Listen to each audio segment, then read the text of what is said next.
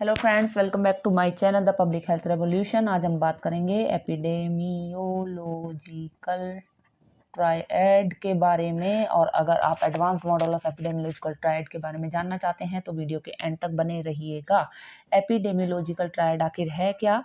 It's a concept of causation of disease. It's a concept of causation of disease. And examiner आपसे बड़े आराम से पूछ सकता है ये है क्या, तो आपको बोलना है कि it's a concept of causation of disease which is interaction and interdependence of A, H and E. A is agent, H is host, E is environment.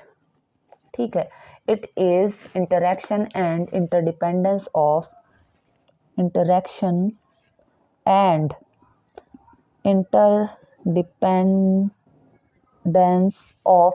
Agent, host and environment. यानी कि ये तीनों जब मिलते हैं तो ये जो है बीमारी पैदा करते हैं। ठीक है, एजेंट में हमारे कोई भी एजेंट हो सकते हैं, bacteria, virus, fungi, parasite.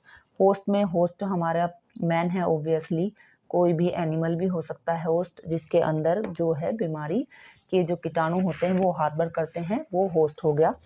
Environment में हमारा फिजिकल एनवायरनमेंट ऑब्वियसली, जिसमें कि soil, air, water, ecological factors, ये सारे के सारे कंसीडर किए जाते हैं।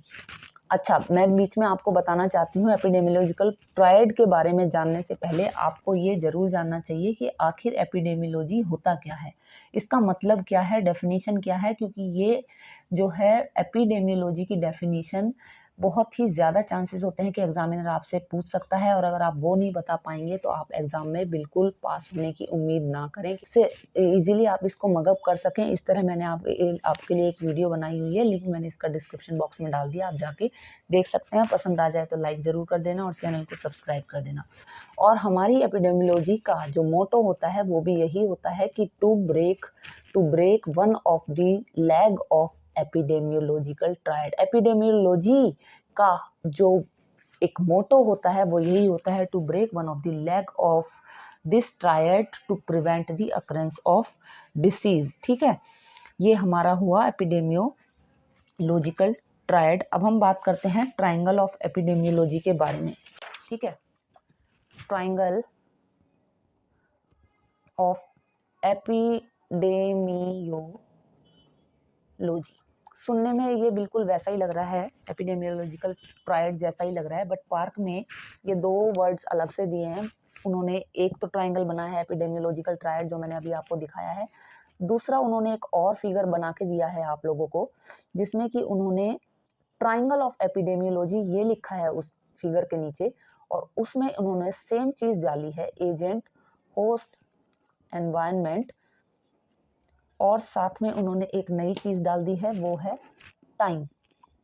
इसका मतलब क्या है कि यानी कि एजेंट, होस्ट और एनवायरनमेंट जब आए, यानी कि किसी भी एनवायरनमेंट में से कोई एजेंट होस्ट के अंदर गया तो वो ऑब्वियसली कुछ टाइम लेता है to produce the symptom, and that time is called as incubation period. इस पे भी मैंने एक वीडियो बनाई है, जिसका लिंक मैंने डिस्क्रिप्शन बॉक्स में डाल दिया, आप जाके देख सकते हैं, उसकी डेफिनेशन को अच्छे से समझ सकते हैं, मगअप कर सकते हैं। बहुत ही इजी तरीके से याद करने के लिए मैंने वीडियो बनाई है, आप जाके उस वीडियो को देख लें। ठीक है, तो एजेंट, होस्ट, एनवायरनमेंट। अब हमारा नया जो इसमें एक फैक्टर आ गया वो आया टाइम का, तो ये हमारा हो गया ट्रायंगल ऑफ एपिडेमियोलॉजी। एक्चुअली जो हमारा पुराना वाले ट्रायंगल से ये धीरे धीरे अपग्रेड करते जा रहे हैं, क्योंकि जो हमारा पुराना ट्रायंगल था जिसमें कि हमने एजेंट, होस्ट और एनवायरनमेंट को ही लिया था, सिर्फ उसकी कुछ लिमिटेशन होने की वजह से उसको धीरे धीरे हमने रिजेक्ट करना शुरू कर दिया। उसका एक कारण, फॉर एग्जांपल आपको कैसे मैं समझाऊं, कि सपोज कोई भी बंदा है, कोई भी होस्ट है, बहुत सारे होस्ट हैं मान लो, वो सारे होस्ट अगर एक्सपोज हैं एजेंट से, एजेंट क्या हो सकता है, फॉर एग्जांपल ट्यूबरकुलर बैक्टीरिया हो गया, अगर वो सारे के सारे एक्सपोज हैं इस एजेंट से, एनवायरनमेंट में से वो एजेंट आया और वो सारे एक्सपोज हैं, तो जरूरी नहीं कि उन सबको ही वो बीमारी हो जाए। तो इसलिए हमें कुछ और भी फैक्टर्स को कंसीडर करना पड़ेगा उस बीमारी को और अच्छे से जानने और समझने के लिए। ठीक है, तो धीरे धीरे हम लोग क्या लेके आए, हम लोग नहीं, ये लोग लेके आए, धीरे धीरे आया आपका advanced model of triangle of epidemiology. अब इस एडवांस्ड मॉडल में क्या था? एडवांस्ड मॉडल में हमने एजेंट की जगह हमने क्या करा, कॉजेटिव फैक्टर्स ले लिए। कॉजेटिव फैक्टर्स, पहले एजेंट क्या था, कोई भी ऐसा लग रहा था, नाम से ही पता लग रहा है कि कोई भी लिविंग हो चीज है, कोई भी वायरस बैक्टीरिया फंजाई होगा। बट अब पॉजिटिव फैक्टर्स में जरूरी नहीं कि वो लिविंग ही हो, वो कुछ भी हो सकता है। वो हमारे बायोलॉजिकल फैक्टर्स भी हो सकते हैं, जिसमें कि आपके बैक्टीरिया, पैरासाइट, फंजाई, वायरस, कुछ भी हो सकते हैं, ठीक है। दूसरा, ये हमारे फिजिकल फैक्टर्स हो सकते हैं। फिजिकल फैक्टर्स में आपके कोल्ड, हीट से रिलेटेड जो भी इलनेसेस हो गई, या रेडिएशन की वजह से होने वाली इलनेस जैसे कैंसर वगैरह।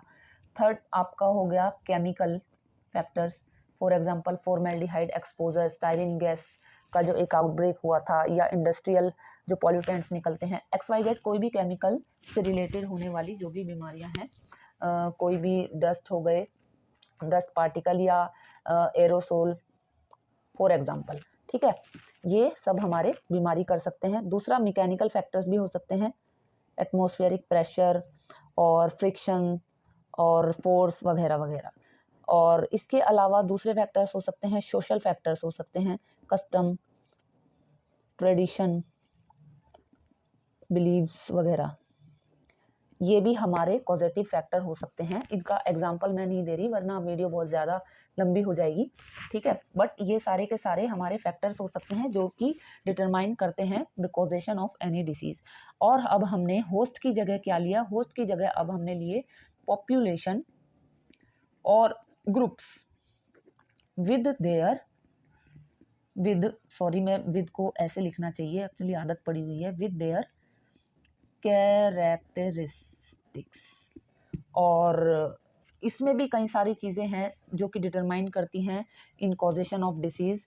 इन पॉपुलेशन या ग्रुप्स की क्या एथनिसिटी है, ठीक है, क्या उनकी जेनेटिक मेकअप है, जेनेटिक्स, उनका हर्ड इम्यूनिटी कैसी है उस ग्रुप की, ठीक है, एज, सेक्स, कोई मतलब डेमोग्राफिक्स, हम डेमोग्राफिक डिटेल होगी इसको बोलेंगे, डेमोग्राफिक डिटेल्स, उनका रहने का तरीका, लाइफस्टाइल कैसा है, क्योंकि उस पर डिपेंड करता है कि वो कितने फिट हैं। उनके सोशल क्लास क्या है, सोशियो इकोनॉमिक स्टेटस, SES हम इसको बोलते हैं, सोशियो इकोनॉमिक स्टेटस कैसी है उनकी, उस पर भी डिटरमाइन करता है कि कितने चांसेस है। पॉवर्टी अगर है, जैसे कि पॉवर्टी वाले जो ग्रुप्स होंगे उसमें जो ओवर क्राउडिंग की वजह से होने वाली बीमारियां हैं, फॉर एग्जांपल ट्यूबरक्लोसिस होने के चांसेस ज़्यादा रहते हैं। अब हमारा नेक्स्ट आया एनवायरनमेंट।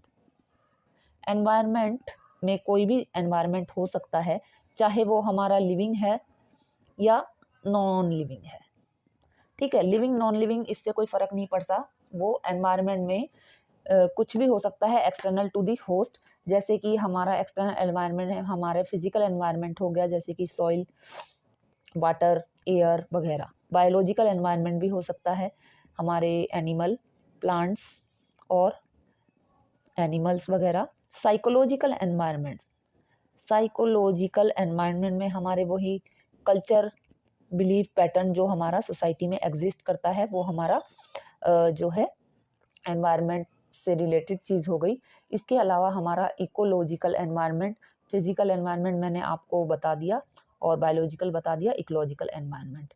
ये सारे आपके डिटरमाइन करेंगे कि आपको डिसीज़ होने के कितने चांसेस हैं इन advanced model of triangle of epidemiology में, ठीक है। एडवांस्ड मॉडल जो हमारा है, ये नया मॉडल है, इसमें सारे facets of communicable disease model आ जाते हैं। वो तो आ ही जाते हैं, इसके अलावा कुछ जो हमारे न्यू नॉन कम्युनिकेबल डिसीजेज जो ट्रेंडिंग है आजकल, डिपेंडिंग अपॉन जैसा भी आजकल लोगों का लाइफस्टाइल है, ये उनके पॉजिटिव फैक्टर्स को भी इनकॉर्पोरेट करता है, and it is more relevant and more useful with regard to today's illnesses, conditions, disorder, defects, injuries and deaths, and this model reflects the causes of current illnesses and condition. Actually इसमें behavior, lifestyle factor, environmental causes और ecological elements, physical factors and chronic diseases, they also must be taken account. ठीक है, the term agent, जो हमारा agent था, that is replaced by the causative factor which implies the need to identify multiple causes और aetiological factors of the diseases, disability, injury और death. ठीक है, जबकि हमारे पुराने मॉडल में ये नहीं था, हम उसमें यूजुअली कम्युनिकेबल डिसीजेस पर ही फोकस करके एजेंट को हम ले रहे थे, बट अब हमारे नए मॉडल में कॉजेटिव फैक्टर्स हम सभी तरह के इंक्लूड कर रहे हैं, जो कि हमारे नॉन कम्युनिकेबल डिसीजेस के भी कॉजेटिव फैक्टर्स को इनकॉर्पोरेट कर रहे हैं। ठीक है, तो ये एक ब्रॉडर जो है ब्रॉडर वे में आपको रिप्रेजेंट करके दे रहा है जो है ट्रायंगल ऑफ एपिडेमियोलॉजी। टाइम हमारा रहेगा इसके अंदर भी। ठीक है, होप करती हूँ आपको अच्छा लगा होगा, समझ में अच्छे से आया होगा कि दोनों में क्या फ़र्क है, पुराने वाले ट्रायंगल ऑफ एपिडेमियोलॉजी और नए वाले ट्रायंगल ऑफ जो हमारा advance model of triangle of epidemiology है। ठीक है, बेसिकली आपको अगर एग्जामिनर पूछता भी है कि दोनों में फ़र्क क्या है, तो आपको ये बोलना है कि हमारा एजेंट, होस्ट और एनवायरनमेंट। पहले तो आपको ये याद रखना है कि एजेंट में हम causative factors of all the kinds हम इंक्लूड कर रहे हैं, चाहे वो नॉन कम्युनिकेबल का हो, चाहे वो कम्युनिकेबल डिसीजेस का हो। मल्टी फैक्टर्स हम इसमें लेके चल रहे हैं, क्योंकि अगर हमें मल्टी फैक्टर्स पता होंगे तभी हम मल्टीपल प्रिवेंशन अप्रोचेस को यूज कर सकते हैं to prevent the development of disease. ठीक है, यहाँ हम होस्ट में इंडिविजुअल नहीं लेंगे, पॉपुलेशन लेंगे, और एनवायरनमेंट में सभी तरह के environment which are external to the host उनको कंसिडर करेंगे। Thank you.